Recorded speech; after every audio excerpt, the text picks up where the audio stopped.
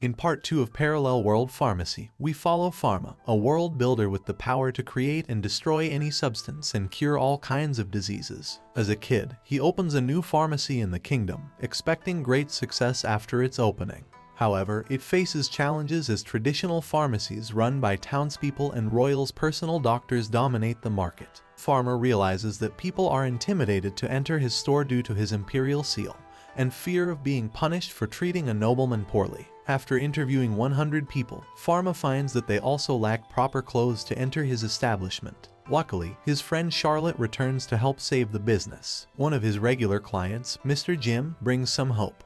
But the real breakthrough comes when Pharma starts selling cosmetics to the nobles, popularizing his products. Pharma's mother advises him to avoid using harmful substances like white powder, and they come up with non-toxic makeup that protects the skin from the sun's rays. This discovery makes their cosmetics well known in the town, and the demand increases rapidly. As the customers multiply, Pharma realizes the need for more workers and decides to create a separate store solely for selling cosmetics. Thanks to Charlotte's efforts, a new survey shows that people now trust the pharmacy. Pharma's business flourishes, and he becomes known as a reliable and skilled apothecary in the kingdom. In his hands, she holds the famous makeup and receives an order to bring the new products to the first customer, who also gifts a lip gloss cream. However, this causes his business to face bankruptcy. Despite this setback, he remains hopeful and plans to learn manufacturing techniques from the customer to improve her products. Eventually, they reach a mutual agreement to avoid destroying each other's businesses. The next day, he visits his father's land but finds him busy, so he decides to go to the beach. His father warns him not to go near the sea as he doesn't know how to swim.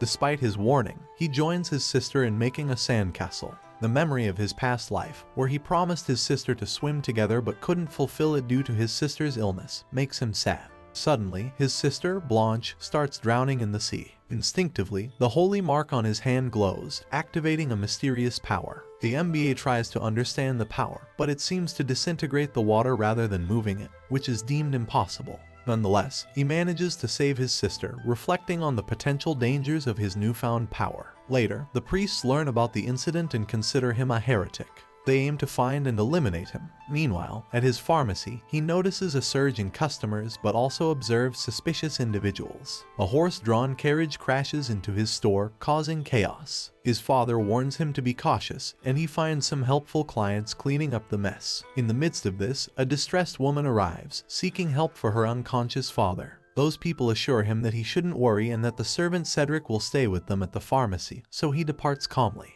However, during the horse ride, the woman leads him to a remote area far from the cities, and when he turns to look at her, the woman disappears, revealing it was a trap set by the church's organization, led by General Solomon, who believes he is an evil spirit in human form. They attack him with spells, but he defends himself using his powers to create nitrogen, eliminating their fire attacks. They throw ice spears, but he easily blocks them, demonstrating his true power as a god's reincarnation. Realizing he is a god, they apologize for attacking him. Solomon, now promoted to the main priest, believes he should be punished for attacking a god, so takes a knife to his neck. Pharma stops him, believing he shouldn't kill himself, and using his divine eye, he discovers a glowing white fracture, indicating a curable condition, but amputation is not an option due to infection risk. Later, he undergoes an emergency operation, recovering and pleading to keep this secret. Months later, Solomon visits him again and gives him sweets, hiding evidence about their meeting.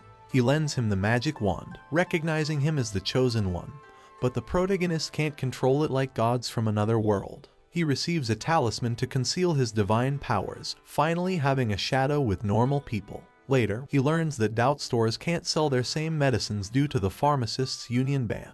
Disliking this, he plans to create a new union and hopes others will join.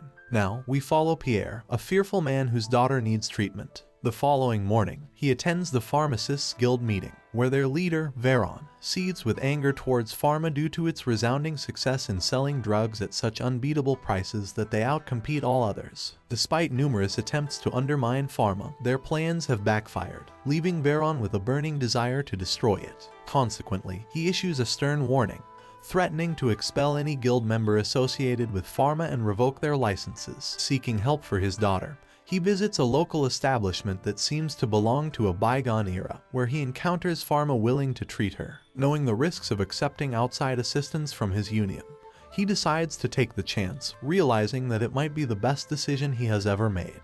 To his surprise and relief, the treatment proves to be successful, and his daughter's flu is expertly diagnosed, with prescribed pills to alleviate her condition. Pharma proves to be a compassionate and knowledgeable individual, far surpassing the expertise of the guild's offerings. Aware of the guild's inability to compete, he recognizes the exceptional nature of this place. However, he faces a dilemma, as affiliating with this establishment would jeopardize his own pharmacy, putting everything he has worked for at risk. The guild finds out about Pierre receiving help from Pharma, so retaliates, expelling him and destroying his entire store. Amidst the chaos, a glimmer of hope emerges as Pharma arrives on the scene, offering support to its fellow pharmacist, standing together as they navigate this tumultuous journey. Thanks for watching. Please like and subscribe for more anime videos.